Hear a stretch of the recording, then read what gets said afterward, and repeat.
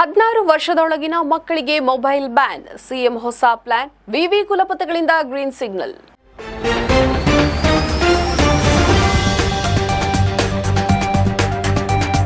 ರಾಜ್ಯದಲ್ಲಿ ವಿದ್ಯಾರ್ಥಿಗಳ ಮೊಬೈಲ್ ಬಳಕೆಗೆ ಕಡಿವಾಣ ಹಾಕುವ ಬಗ್ಗೆ ದೊಡ್ಡ ಸುದ್ದಿ ಮುನ್ನೆಲೆಗೆ ಬಂದಿದೆ. 16 ವರ್ಷದೊಳಗಿನ ಮಕ್ಕಳಿಗೆ ಶಾಲೆ ಹಾಗೂ ಕಾಲೇಜು ಕ್ಯಾಂಪಸ್ನಲ್ಲಿ ಮೊಬೈಲ್ ಫೋನ್ ನಿಷೇಧ ಮಾಡುವ ಬಗ್ಗೆ ಮುಖ್ಯಮಂತ್ರಿ ಸಿದ್ದರಾಮಯ್ಯ ಚಿಂತನೆಯನ್ನ ನಡೆಸಿದ್ದಾರೆ ಎನ್ನಲಾಗಿದೆ.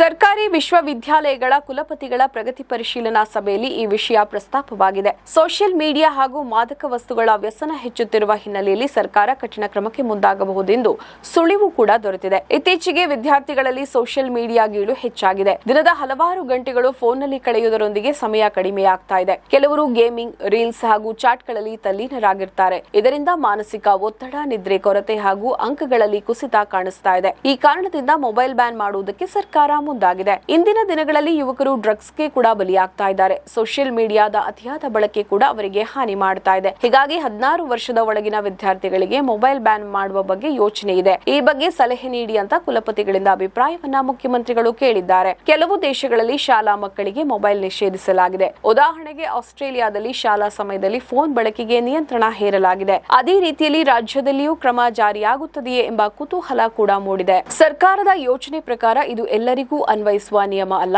16 ವರ್ಷದೊಳಗಿನ ವಿದ್ಯಾರ್ಥಿಗಳಿಗೆ ಮಾತ್ರ ಶಾಲೆ ಮತ್ತು ಕಾಲೇಜು ಕ್ಯಾಂಪಸ್ ಒಳಗೆ ಮೊಬೈಲ್ ಬಳಕೆಗೆ ನಿರ್ಬಂಧ ಇರಬಹುದು. ಮನೆ ಅಥವಾ ಹೊರಗೆ ಬಳಕೆಗೆ ಸಂಪೂರ್ಣ ನಿಷೇಧ ಇರುವುದಿಲ್ಲ ಅಂತ ಹೇಳಲಾಗಿದೆ. ಸಭೆಯಲ್ಲಿ ಭಾಗವಹಿಸಿದ್ದ ಕೆಲವು ವಿಶ್ವವಿದ್ಯಾಲಯಗಳ ಕುಲಪತಿಗಳು ಈ ಪ್ರಸ್ತಾಪಕ್ಕೆ ಒಪ್ಪಿಗೆ ಸೂಚಿಸಿದ್ದಾರಂತೆ. ವಿದ್ಯಾರ್ಥಿಗಳ ಗಮನದತ್ತ ಕೇಂದ್ರ ಹರಿಸಲು ಇದು ಸಹಾಯಕ ಆಗಬಹುದು ಎಂಬ ಅಭಿಪ್ರಾಯ ಕೂಡ ವ್ಯಕ್ತವಾಗಿದೆ.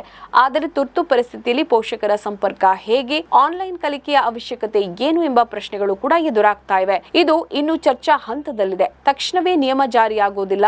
ಸರ್ಕಾರ ತಜ್ಞರು, ಶಿಕ್ಷಕರು ಹಾಗೂ ಪೋಷಕರ ಅಭಿಪ್ರಾಯ ಪಡೆದು ಅಂತಿಮ ನಿರ್ಧಾರವನ್ನ ಕೈಗೊಳ್ಳಬಹುದು ಎನ್ನಲಾಗಿದೆ. ಒಟ್ಟಿನಲ್ಲಿ ವಿದ್ಯಾರ್ಥಿಗಳ ಭವಿಷ್ಯ ಕಾಪಾಡಲು ಸರ್ಕಾರ ಹೊಸ ಕ್ರಮ ಯೋಚಿಸ್ತಾ ಇದೆ. ಮೊಬೈಲ್ ನಿಷೇಧ ಜಾರಿಯಾಗುತ್ತದೆಯೇ ಅಥವಾ ನಿಯಂತ್ರಿತ ಬಳಕೆಗೆ ಮಾತ್ರ ಅವಕಾಶ ಕೊಡಲಾಗುತ್ತದೆಯೇ ಎಂಬುದು ಮುಂದಿನ ದಿನಗಳಲ್ಲಿ ಸ್ಪಷ್ಟವಾಗಲಿದೆ. ನಮ್ಮ ಈ ವಿಡಿಯೋ ನಿಮಗೆ ಇಷ್ಟ ಆದಲ್ಲಿ ಲೈಕ್ ಮಾಡಿ, ಶೇರ್ ಮಾಡಿ, ಕಮೆಂಟ್ ಮಾಡಿ ಮತ್ತೆ ಸಬ್ಸ್ಕ್ರೈಬ್ ಮಾಡಿ.